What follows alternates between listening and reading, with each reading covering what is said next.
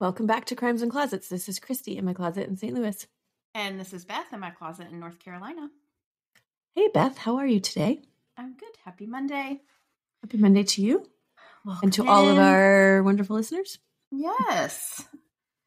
How's everyone doing? It's getting cold over here. We just a little winter. Oh yeah, we just had a snow day for no reason, but we had a snow day. So, it's getting there. And then we're supposed to have snow again on Sunday, I think, but we're supposed to be like close to 50 on Saturday. So, welcome to the Lou. Yeah. It's like that everywhere. Weather's weird. Yeah. Yeah. People are paying too much for eggs now. Like, it's just bananas everywhere. Britney Spears apparently freaked out again. Had a really? Episode in a restaurant. All this. Oh, yeah. Oh, gosh. The whole egg thing. I'm sorry. I'm going back to this. I guess I probably haven't bought eggs in a little bit because we eat them, but not like super quickly. I haven't noticed, but I don't really look at, which this might sound terrible. It's not like I look at the price of everything when I grab it. I grab what I need and I move on. And just assume it's always going to be the same. And it's only some places. It's not everywhere.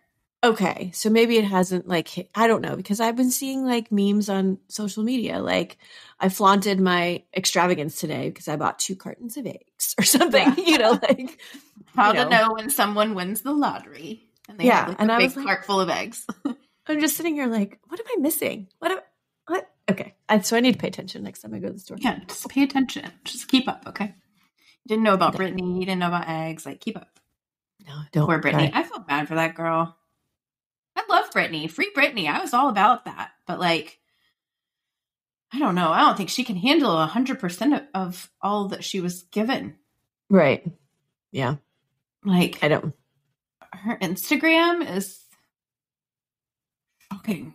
Oh, I don't follow her. I mean, I see stuff with people post it or whatever, but I don't follow. So keep me informed. How about do your job and keep me informed?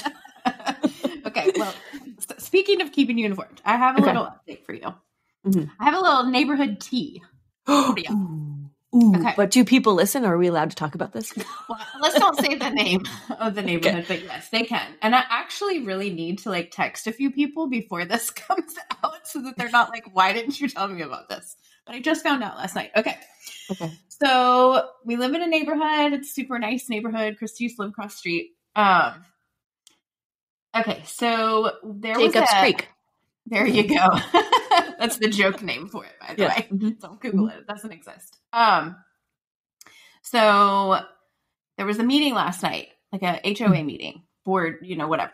Mm-hmm. And so people were going and they were voting on things. So we were given a list of things that needed to be voted on, improvements to the pool, blah, blah, blah. And one of the things was if they will allow short-term rentals. Oh, as in VRBO and Airbnb. Okay. Right. So apparently we have currently 2 Airbnbs in the neighborhood, which is interesting. And I actually didn't even really know. I knew of one, I think, but I only found out about it a couple months ago. Okay. So I sent in my absentee ballot or whatever, because one of the things was if you want the rentals to be 6 months or more. Require them to be 6 months or more, which would take out people's option to have these short-term rentals. So apparently, at the meeting, some people that live near these Airbnbs or short-term rentals came and had all of these crazy stories of stuff that has been going on in these Airbnbs. My dude, they were filming porn in one of the Airbnbs. How did they know that? I don't know how they found out, but they raided the house and they found all this camera equipment and apparently scantily clothed girls went running. Where do you live? I know. And so and I was like, dang it. I should have gone to that meeting. For real. A wacky story. What is happening? And how did I not know that this happened? Right, exactly. My neighbors are really they need to show up better and tell us this crap. Post it on the Facebook. We have a neighborhood Facebook page. That is what it is for. Okay. Yeah, exactly. Stop talking about people pooping on your grass and tell us about the porn house Airbnb raid. Right. Yeah. Well, because I mean, it is a concern that that was happening in your neighborhood. So. It is wild. Anyway, so somebody who was at the meeting messaged me last night and was like, girl, did you know about this? I'm like, no, what in the heck?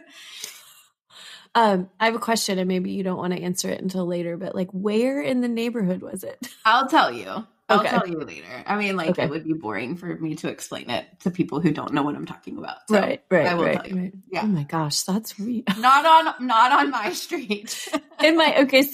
Right. So in my head, I'm just thinking, like, how did this person know? I mean, clearly because it was probably rated and they saw the whole thing go down. But at first, before you said it was rated, I was going, gosh, was this person watching porn? And they're like, that's the next door house. I know exactly where that's being filmed. Been in that house. I don't know. Oh my gosh, that's funny. That is funny and crazy. It is. Yeah, I have a lot of questions, like follow-up questions. So yeah, I'll let you know if I get any more information. Right. I mean, right there would be like a reason to be like, all right, let's shut this down, because clearly they're not like very active in who they're renting to, or maybe they are and they just don't care. I mean, I guess. But I mean, to me, first of all, I think we've had this conversation before, because you said this was going to be up for debate. Like, I don't see that neighborhood as being like a vacation hotspot. Like, no, not at all. Yeah, it's not. I mean, like, it's outside of Raleigh, but like, it's not. No, it's weird. It's really okay. So the way that I knew there was an Airbnb is because a girl got married. Friends of ours got married, and their families were from out of town, and they rented the Airbnb for their whole entire family to come into town for their wedding, because there was like 8 of them. Yeah, that makes sense. Something like that. But how often would that happen to me? Like, and I really want to know if it's the same house. Like, did her family stay in the porn house? Oh, yeah. These are the questions I'm going to have to get back to you on. Right. Okay. Because this was just last night I found out, like, literally, like, sitting up last night. I was telling Wes about it this morning. He's like, why did you not tell me this last night? I was like, I don't know. We were watching shows or whatever. Like, I was putting the kids to bed, blah, blah, blah. And then I went to sleep. He's like, no, you stop what you're doing for this information. That is crazy. Right. Wow. Well, yeah, keep us posted on extra information. Well, updates to come. Yeah. Stay tuned as the drama unfolds. Yes. Jacob's Creek. I even looked it up to see if it was on the news. Yeah, right. And I was like, what about Google here? Like, porn house gets rated. Yeah. Guys as Airbnb. Gosh, man. Wow. Well, I'm glad that was the story that we started with, because I don't have such a great story for you. So, I mean, I know this about you. Yeah. Thanks. You ready for it? Yes. All right.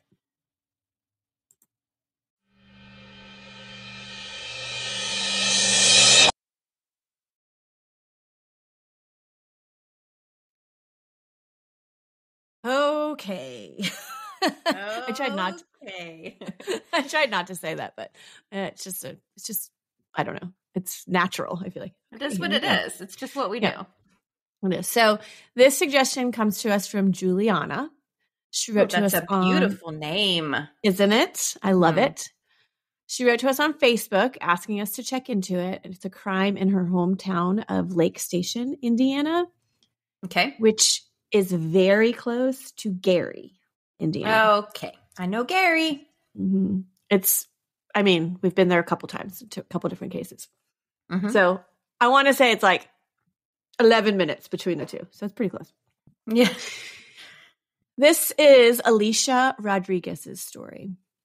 It's another small town crime, which we all know what that means. We don't have a ton of information.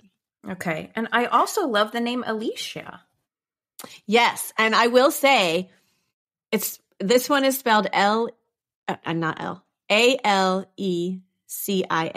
So there's an E instead of an I, which pretty. I like the way it looks too. Mm-hmm. Anyway, Juliana went to the same elementary school as Alicia. They were a year apart when this happened. She remembers being in kindergarten and Alicia was in first grade, which is what all the article said. She was I don't like the sound of this at all. I know. Oh, I know. Mm-hmm. First grade, no ma'am. Yep. First grader, fall of 1996. So that's when I was graduating high school. Oh, the memories. All the articles I read had Alicia at 6 years old. So, and saying that she was in first grade. Juliana initially thought she was in first grade and Alicia was in second. And so I was like, yeah, but that age doesn't make a whole lot of sense. And then later on, she's like, wait a minute, I think you're right. So, anyways, so she remembers Alicia always walking around the hallways with a smile on her face. And she also remembers thinking that her scrunchies were so cool. Yes. And I bet you they were too.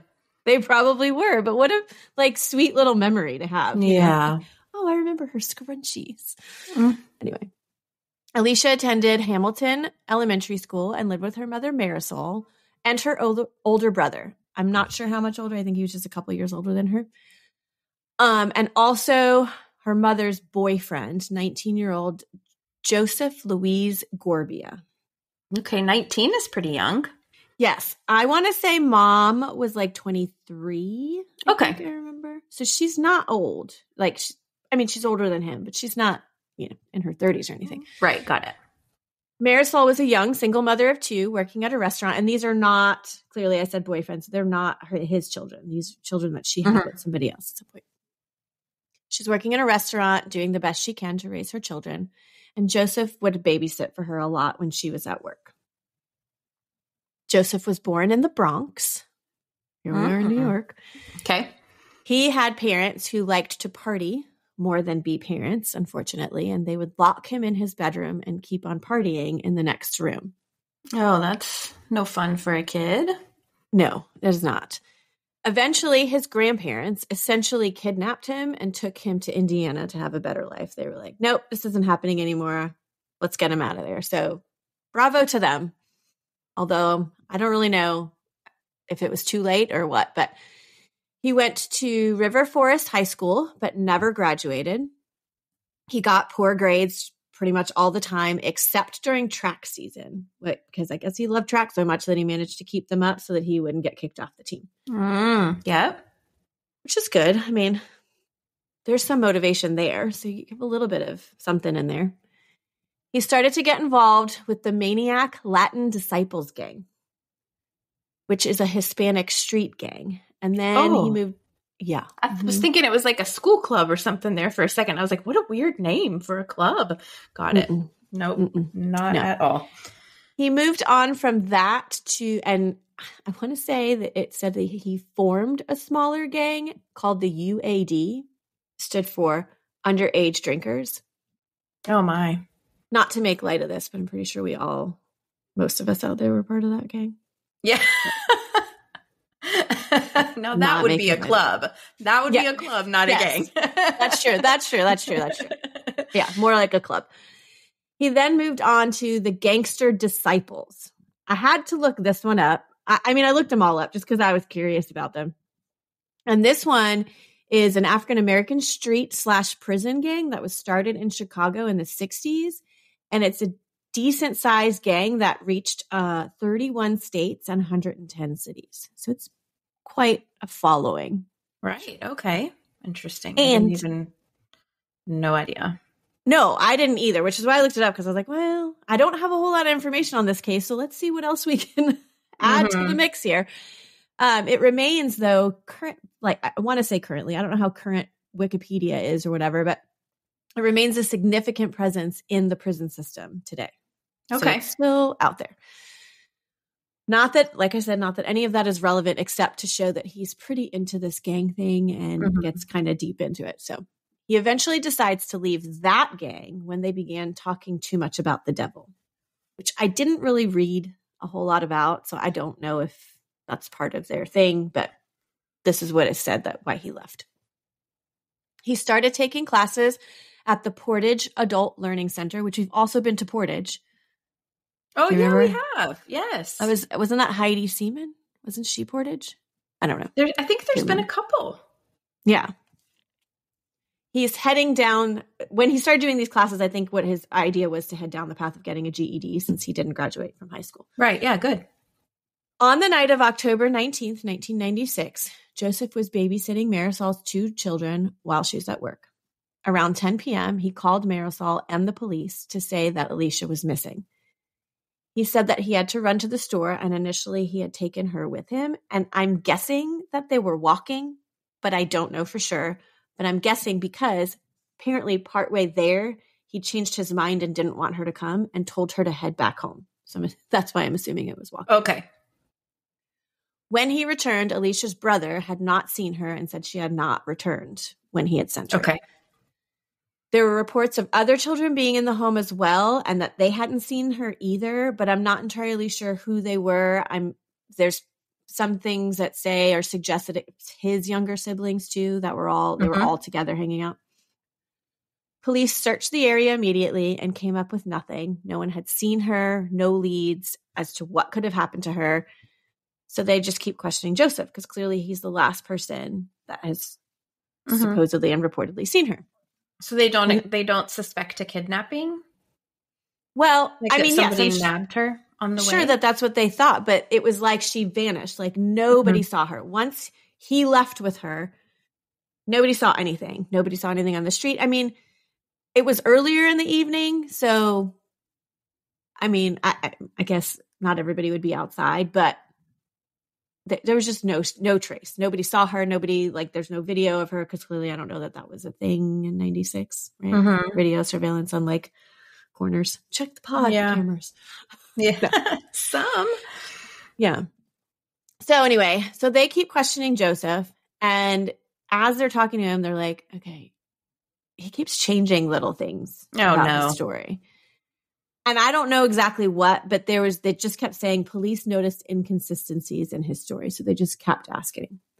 So they keep questioning him, and they talk about the changes that he's making in the stories. On October 20th, the next day, Joseph eventually confesses to killing her and dumping her in Deep River. No. He brought them to the Liverpool Road Bridge and told them that he had thrown her off of the bridge. And they immediately get the Lake County Aquatics team and Lake Station Fire Department involved. And 3 hours later, at 4 a.m., they find the body of Alicia Rodriquez in that river. Oh, my goodness.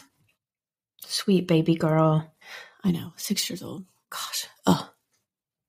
I don't know how, when we get these suggestions, I always manage to get the kid ones. Since it's like fate. I don't know. Yeah. You don't ever get them. I don't want to say ever, but anyway.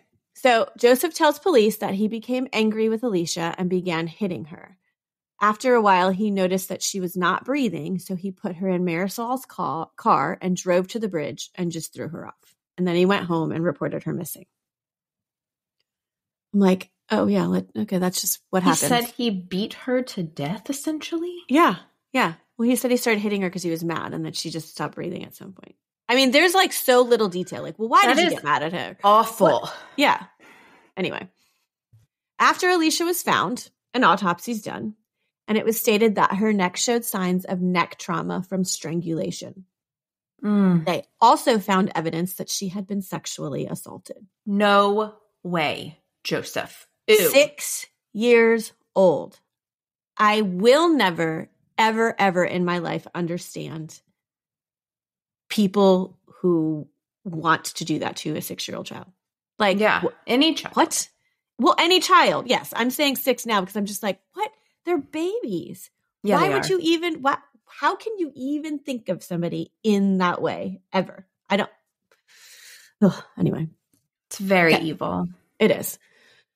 So when police go to Joseph with this information, he admitted to forcing Alicia to have sex with him. Oh my gosh. She began to bleed, and so he took her into the car and struck her several times until she stopped breathing.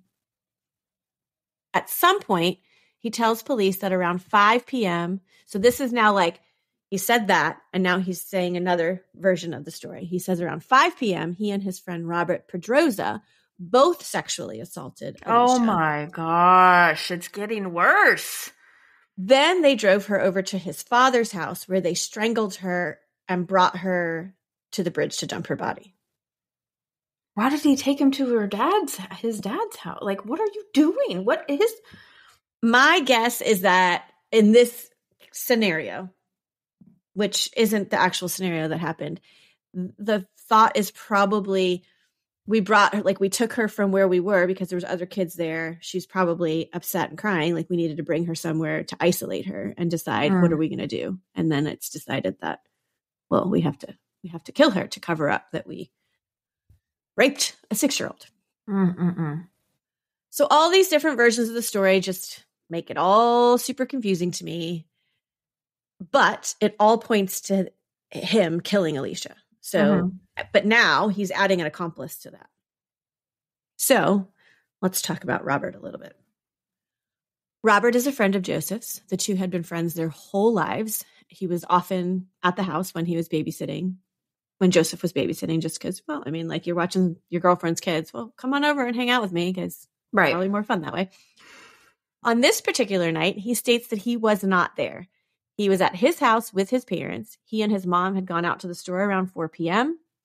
His dad states that when they returned, not long after, Robert went into his room and he fell asleep and he didn't wake up until someone, I think possibly it could have been Joseph, but I'm not sure, came knocking on the door, hysterical, around 10 p.m., telling them something had happened to Alicia. So that's Robert's story.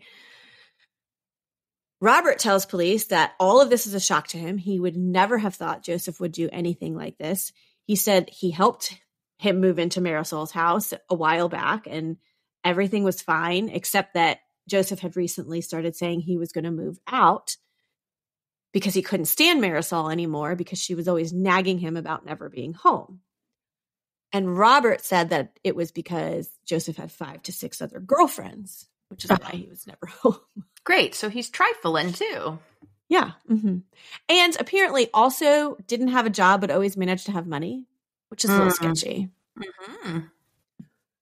So Robert states he never witnessed Joseph being abusive towards the kids, but he does say that he seemed to enjoy disciplining them. Like he would yell at them all the time and he would constantly say, they're not your kids. You can't yell at them like that. Like, stop yelling at them.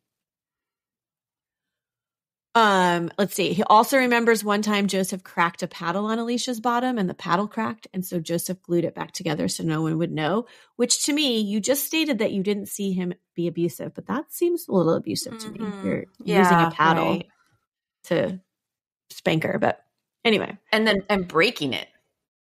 Yeah. You hit her so hard that it broke. Again, this is like allegations. I don't know if it happened. This is just what he's saying. Okay.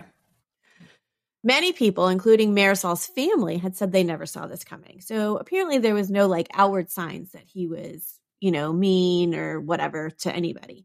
And so they were all kind of shocked. And Robert is held for questioning for a while, but always and 100% insists that he had nothing to do with this at all. He was not there. He doesn't know why he's brought him into this, except maybe to like take some of the heat off of him.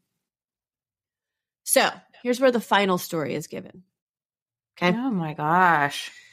Joseph was babysitting the 2 children at his parents' home, which I think that's where because there was reports that 3 other kids were in the house and I think they were his siblings and that's why they would because they were all at his parents' house. At some point, possibly around 5, he takes Alicia over to their home, like where the kids and Marisol live, sexually assaults her.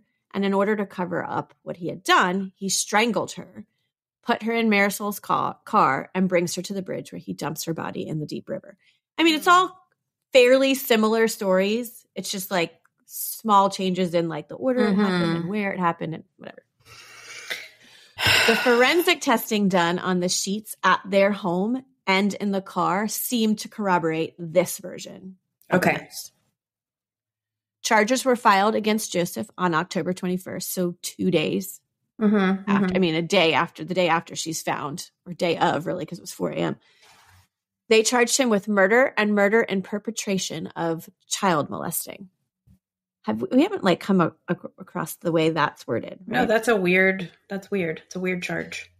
I don't know if it's still used. I mean, I'm assuming probably. It's basically means like you killed someone while you were in the act of committing another crime. Mm-hmm, mm-hmm. So later they added murder and perpetration of rape and child molesting and also a rape charge. The Lake County prosecutors were going to seek the death penalty because this was rape and child molesting accompanied by murder, in addition to it being a child under 12 years old. Mm. He would be eligible for the death to be put to death by lethal injection. Yeah. If he was found guilty. This case took years to get together, clearly as they always do, and Joseph's defense attorney managed to work out a plea deal in 1998. He pled guilty to murder, child molesting, and rape. He was sentenced to life in prison without the possibility of parole, and he is serving his sentence in the Indiana State Prison currently.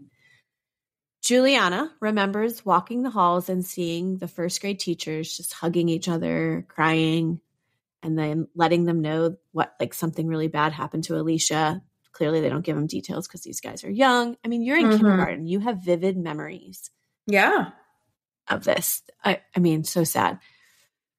She also said that her aunt had seen, not long after this happened, Marisol at a coffee shop and went over to talk to her. Just going to bring her up. Yeah. Poor mom. Gosh.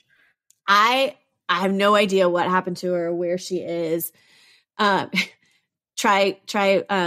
searching Marisol Rodriguez on Facebook. Okay. It's a no-go. I'm just saying there's like, I can't tell you how many of them. Like, there are so many. I'm like clicking ones that possibly might be like, maybe.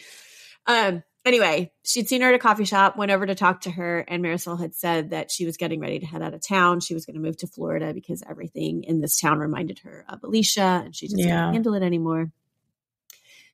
I don't know if that's where she is. I don't know. That's what I searched, like Marisol Rodriguez, Florida, still same thing. There's so many, Miami kind of area, all that kind of stuff.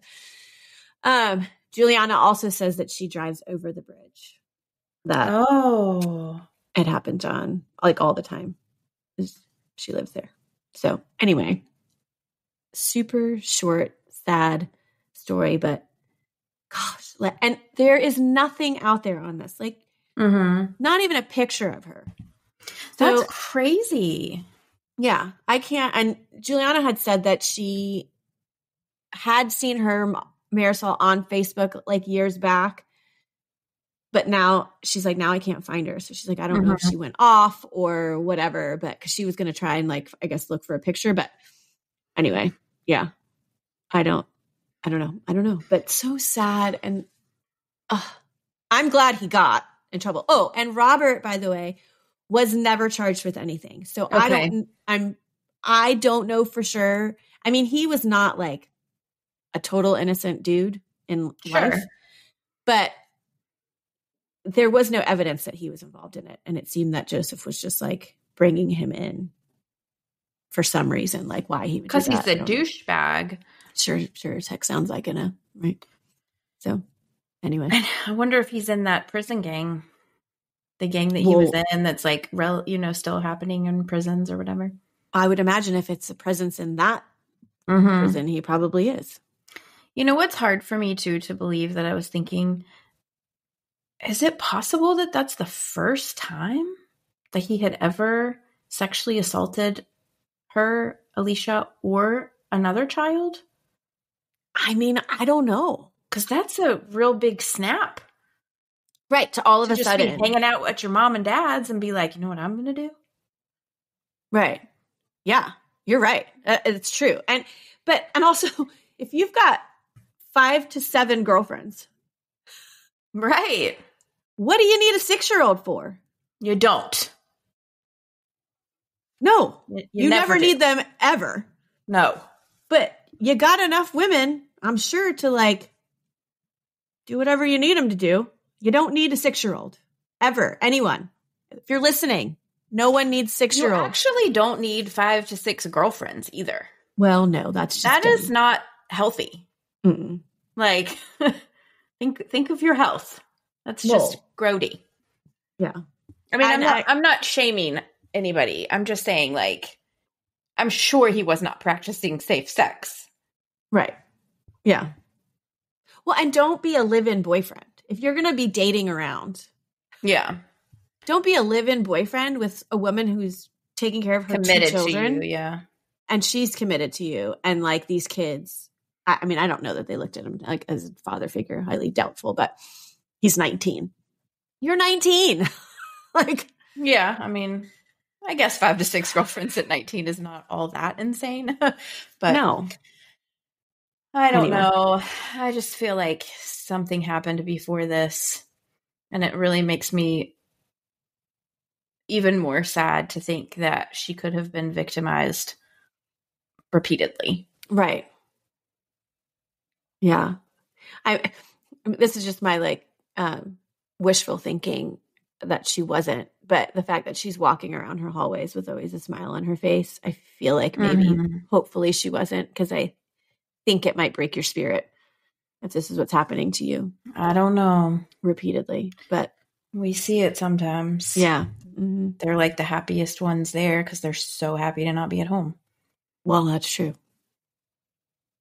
That is true. Anyway. I'm sure she was so sweet. I know that was sucked. It's a real Debbie Downer. It's almost I hate that there's not information out there, but it's almost a blessing because it's like here it is. Yeah. Done. Like we don't have Juliana, I can't imagine. I mean, I can't imagine even being that adjacent to something this horrific. Right. Yeah, no, I can't either. And she said that because, okay, so when I said she messed up what grade she was in, when I first started chatting with her, she had said she confused it with another kid getting murdered. And that's when she was in first grade. And it wasn't it was like a high school student at that point that had gotten killed. And it was her teachers who had him. And so they were upset. So I'm like, what is happening in Indiana? Yeah. What is going on? I mean, Gary, we talk about Gary all the time. Gary is bananas. Gary's also where that crazy house is that we mentioned in our Halloween it is. Episode. Yeah. Anyway. Sometimes I think whenever we have listeners write in and they have these real life crimes that they've witnessed or experienced or were connected to, whatever, like you guys need a podcast. Like you need your own episode. It's like we should have people write in, like tell us their stories or their experiences. Yeah, we could. You know we could have them come on and tell the story instead of us. Oh, well, that too. Yeah. Especially when you're that close to it. You know, if it's just like, oh, this was something that happened in my hometown and I didn't know anybody in it. You know, like that's different. But this is like, I remember walking the hallways and seeing her. One of my favorite podcasts does what they call listener tales. And that's if you know who I'm talking about, then you know. And that's what they do is they have their listeners write in and tell their stories and they just read them. Oh. And like they'll have one whole episode called Listener Tales and they'll just read the list, like they'll pick 5 or something and that will be an episode. Oh. It's interesting. Yeah. And that would be fun to do every now and then, like not regularly, but every now and then. Yeah. Yeah, they're interesting episodes and you get to hear them in their own words and, you know, a lot of them are really good writers, the people that write in. So, right. Yeah, that's cool. But yeah, for her to be like, yes, I'm sorry. This horrific murder, I got it confused with this other horrific murder. It's like, write in. Yeah, right. Like, I think we need to know about that too. Yeah. Well, thank you for doing the research and telling Alicia's story. Thank you, Juliana, for giving us the suggestion. And we are so sorry that this ever had to happen ever. And I'm glad that he got his. And he is behind bars and can't hurt any more babies. Yes. Bad boy. I agree. Yeah. I'm sure that was rough. That was rough for me. Happy Monday. We're faking smiles over here. We appreciate you guys. We hope that you keep listening. We have a Patreon. If you like what you hear, you can come and get some more content over there. And find us on social media. Write in, comment, suggest, like, hit subscribe, tell a friend, all those things. And always remember, the world is scary. People suck. Hide in your closet.